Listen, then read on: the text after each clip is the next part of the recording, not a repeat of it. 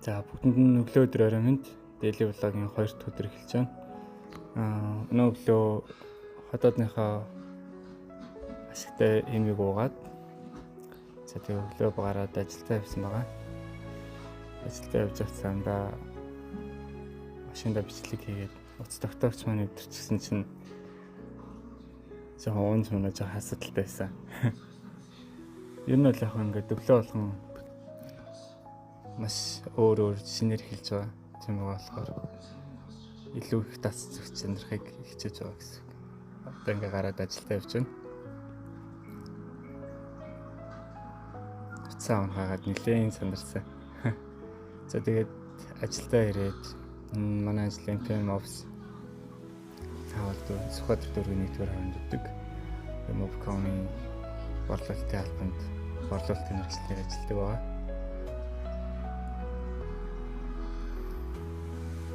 Office руу ороод толинд өөрийгөө нэг харсан. За тэгээ офицерлээд ажилдаа орсон байгаа. Миний ажлын байр одоо гарч байна. Орны нутгийн борлуулалтын албаны хэрэгслээр ажилладаг. Ажлын үнэлэх хүүтэйгээ 3 сарын 8-нд 6-нд давхуулсан зураг байна. Энэ манай эхнэрийн хийж гисэн зүйл байна. За өдрийн цагаа уусан, өдрийн цагаа нөгөө хэлтсийнхэнтэй хамтдаа бас тэгээд өдрийн цагаар сул өгдөг болохоор ер нь нэг цаг жоохон буудан дээр сууж найзтайгаа хамт амарсан манайсын дунд чинь. За тэгээд өдөр бас хэцэг цаг гарахаар хажуудлынхаа турникэн дээр жоохон дасгал хийсэн байгаа. Жоохон хүмүүс хараад байсан болохоор нэлээд санаа зовсон. Гэхдээ явандаа жоохон дасгахаа гэж найдаж байна. Тэгээд ер нь турникнэр ер нь өдөр болгоныг 10 сая гадахыг хичээж байгаа боломжтой үедээ. Тийм болохоор өөрийнхөө биеийг ч гэсэн жоохон эрүүлүүлэх дээр илүү анхаарч байгаа гэсэн. За тэг өдөөс хойш болоод гадаа өнөдөр айгүй бүрхэг байлаа. Маргааш бороотой гэсэн болохоор офисынхаа сонгохоор нэг жоохон талдсан.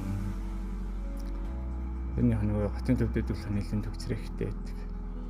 Тэгээ ажил дараад гэрлүүгээ харих гад явж байна. Нэлээд бүрхэг.